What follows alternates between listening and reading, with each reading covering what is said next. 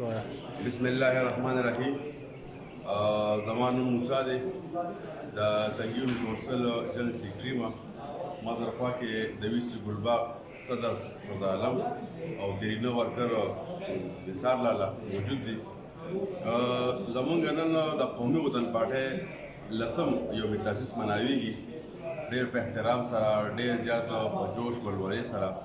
زه د قومي وطن پارټۍ د طرفه ملي رهبر آفتاب احمد خان شیرپو ته، سکندر حیات خان شیرپو ته او د قومي وطن پارټۍ ټولو ورکرانو ته د زړه د کومې مبارکبادي پیش کوم او انشاءالله تر قیامته به زموږ پښتانه د حیات محمد خان شیرپو او د سکندر حیات خان شیرپو د ملي رهبر آفتاب احمد خان شیرپو دا قربانۍ یاد ساتي چې هغوی څومره په لږ وخت کې پښتون قوم له څومره زیاته ترقي ورکړې ده او د امن، خوشحالۍ، سوکالۍ او امن د ترقۍ په لارې روان کړي دي. والسلام.